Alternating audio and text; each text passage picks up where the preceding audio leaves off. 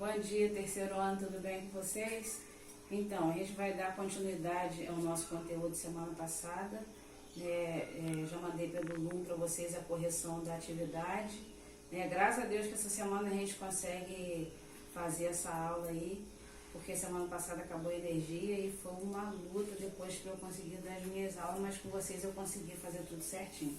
Então, hoje a gente está encerrando esse capítulo, nós vamos deixar a hora do estudo para a gente fazer no final. Depois que a gente concluir todos os conteúdos, eu volto com a hora do estudo para vocês fazerem em casa, a gente vai fazendo a correção, olhamos pelo Meet, que vai ficar mais fácil, que a hora do estudo de vocês aí, desse material, ele é bem grande, tá?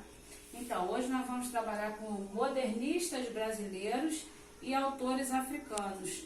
A gente sabe que o modernismo, veio essa inovação, uma nova forma de trabalhar a linguagem, de trabalhar a expressão, de trabalhar as temáticas no Brasil, no início do século, final do século XIX, início do século XX. E aí nós vamos ser uma grande referência, nós brasileiros, principalmente os autores, toda a caracterização, cultura, toda a estética modernista vai ser uma grande influenciadora dos autores africanos. Até porque fomos, eu digo fomos hoje, mas lá no passado, a colonização de ambas foi a mesma. De alguns países lusófonos, são países que falam a língua portuguesa, passou pelo mesmo processo de colonização que o Brasil passou. Então eles viam no Brasil uma grande força, por causa de quê? Porque o Brasil ele passou pela independência, ele passou também pela libertação dos escravos, e aí principalmente a literatura, tanto a literatura quanto a pintura, elas vão mostrar muito essa questão da valorização até mesmo do negro, vai ter um olhar para o marginal, eles vão falar mais dos problemas sociais, coisas que não se falavam na época, E aí, como ambos os lugares sofreram com essa colonização de desigualdade, principalmente uma colonização de desigualdade, não só social, como social, cultural, econômica, várias coisas acontecem nesse período e que vai tirar a autonomia, a identidade desses países para colocar uma identidade, no caso, europeia, por causa de Portugal. Então aí a gente vai ter algumas temáticas aí, porque essa parte é muito pequena no livro de vocês, vai dizer assim: o Brasil e alguns países africanos foram colonizados por portugueses e ambos viveram as desigualdades sociais. É onde a gente consegue perceber que o branco ele tinha mais valor, ele tinha mais dinheiro, ele tinha mais condição, e o negro sempre vinha fazendo aquele papel de escravo.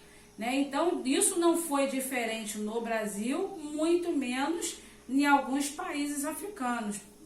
Também passou por essa mesma colonização, essa mesma coisa de tirar do outro país, tirar a identidade, quanto tirar também toda a parte econômica, toda a parte cultural, muita coisa havia se perdido por conta dessa colonização.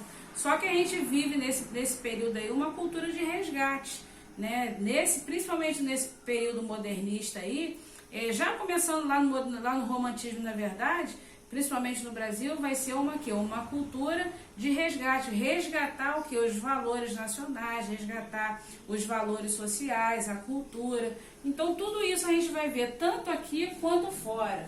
O Brasil, para essas colônias, era forte, alcançaram a independência, porque viram que o Brasil, nós alcançamos a independência, alcançamos também a libertação dos escravos e buscamos uma identidade cultural que foi forte também, principalmente os modernistas, que vão voltar lá na raiz do Brasil para se trabalhar. Então nós tivemos uma cultura, ela é múltipla, por causa de quê? Principalmente por causa da formação do povo brasileiro, que não foi formado não só por branco, não só por negro, não só por índio, mas pessoas de outros lugares, de outros países também ajudaram a formar a nossa cultura. Então a gente, por exemplo, se a gente pegar hoje, a gente vai lá no sul, olha para o sul e a gente vê uma cultura totalmente europeia. Mistura-se com a cultura nacional, mas também traz uma cultura de fora. Então tudo isso vai juntar para se produzir o quê?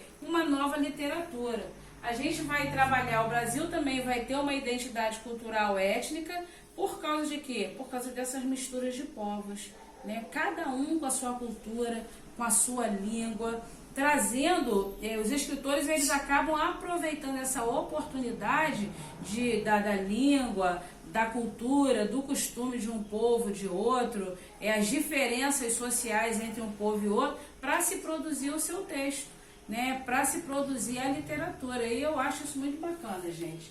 Então nós temos, na verdade, uma identidade cultural. E essa identidade cultural ela vai reverter na literatura, vai reverter na escrita. Qualquer livro que a gente lê hoje, né, principalmente os clássicos que nós temos, né, de autores Jorge Amado e tantos outros mais do Nordeste, a gente vai ver essa gama de cultura presente dentro da literatura deles.